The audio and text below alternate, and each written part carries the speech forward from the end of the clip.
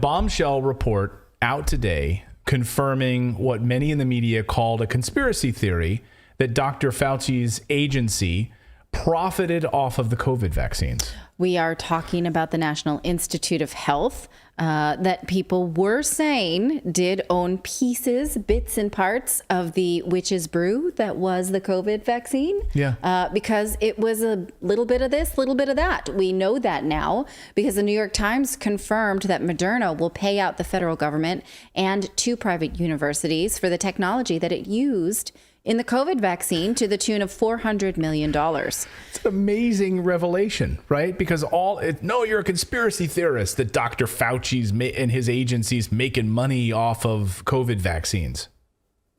Really? And the New York Times confirms this? We know this now because they say that Pfizer already did this and Moderna disclosed it in its financial documents just last week. So this is the $400 million is not the number. That's the number that Moderna paid. But we know from this reporting that other pharmaceuticals did too. We also know that this is not even the only thing that they will benefit from. So let me take you through it. But first, David, you make your point and then we'll go through it. Yeah. So, I mean, this is like he's probably the lowest paid one out of everyone getting paid from that. But you're also talking about the guy that was in control of the labs, Right. So, I mean, Dr. Fauci. Hey, I'm going to make you a bunch of money. Yeah. He's in control of the labs and lied about it, said he had nothing to do about it. Then that was revealed that he was lying in front of Congress. Right. And Senator Rand Paul's not done with him. And then this was a lie that they weren't making money off of this and lied about it. And now we know that he was. How many other things has he lied about in this? And as taxpayers, we didn't get a return on this investment either. So I'm going to take you through that. The crazy part is that the National Institute of Health had this patent and let Moderna not pay out on it immediately. Again, the government is picking winners and losers. Like Moderna, use it. You got an IOU, get back to us whenever. Can we do that on our taxes? Here, according to the New York Times, the NIH tends to be uneasy about aggressively asserting legal rights to its work, experts said, a stance that some activists believe hurts taxpayers who face higher prices for medicines developed with government funding and research. In the case of the dispute over the spike protein technique, experts said the NIH was a particularly tricky position because of its parallel fight over who ultimately invented the vaccine. So think about this for a second.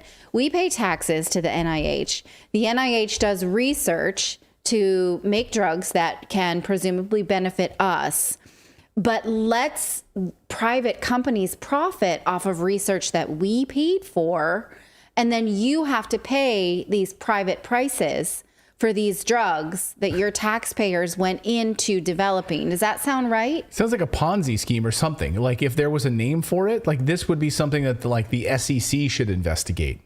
Or the FBI should investigate because it sounds like it's a crime. Well, right? Think of it from a private perspective. Or fraud. I pay your lab to go and make something that will save my life. And you go and do that and then sell the patent to somebody else or let somebody else use it. And you say, yes, I made you your life-saving drug, but you're going to have to buy it from David for 10 times the price. Right.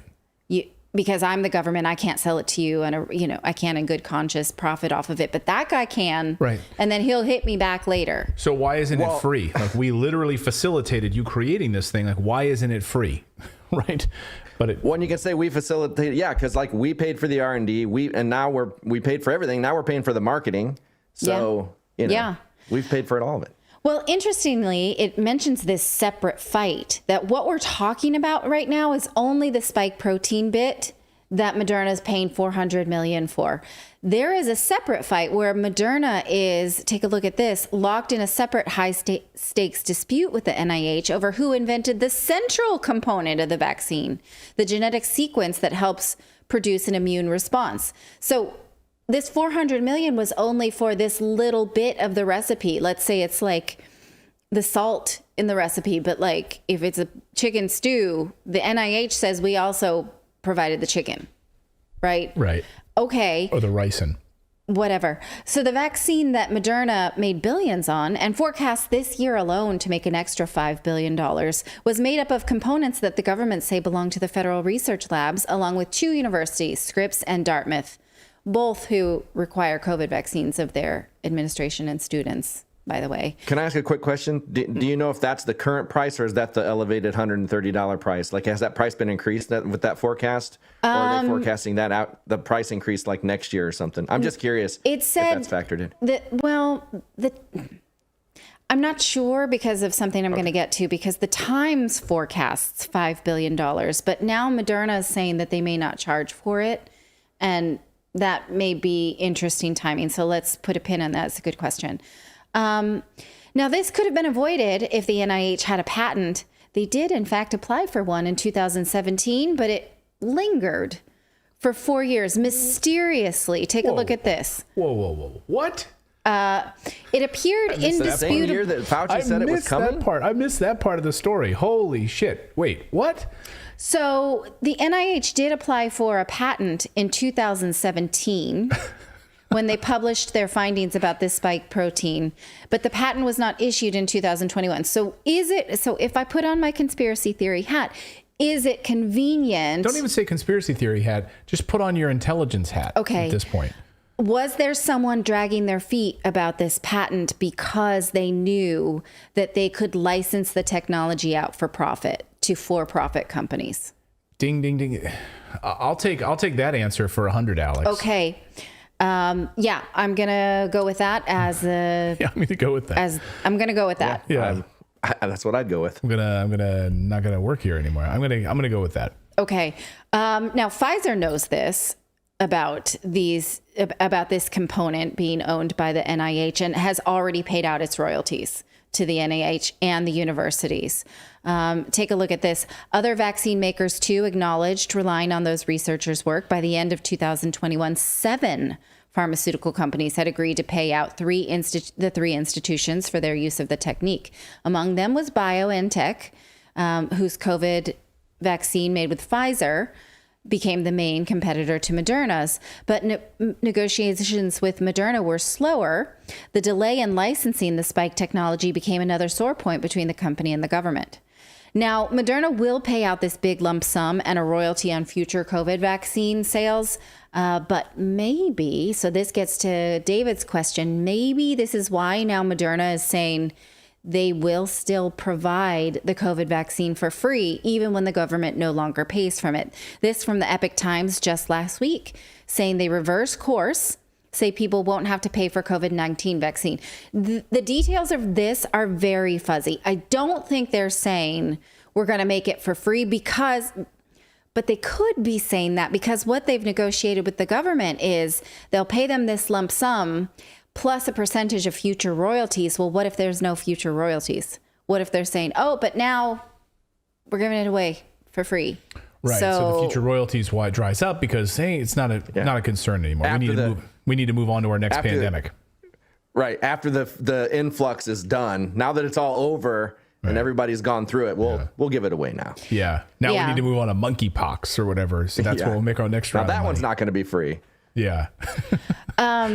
Yes. It's interesting because they're saying you still can get it even if you don't have health insurance, even if the government's not buying it. So does that mean if you do have health insurance, you have to pay for it? But if you don't, you don't. And then who does pay for that?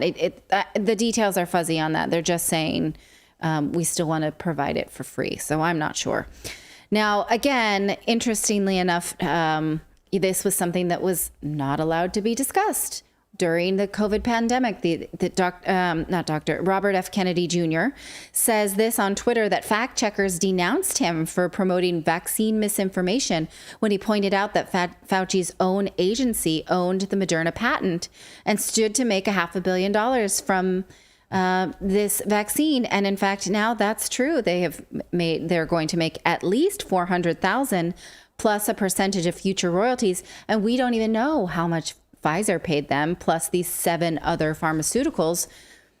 So we're not sure. What we do know now is that the NIH did allow private companies to use their patents freely willy-nilly with a pay me back later scheme, knowing that they would profit from this later. Yeah, and I love that they were denounced. Me. He was banned, blocked. Robert F. Kennedy Jr. was like blocked for saying this, slammed for it. Yeah.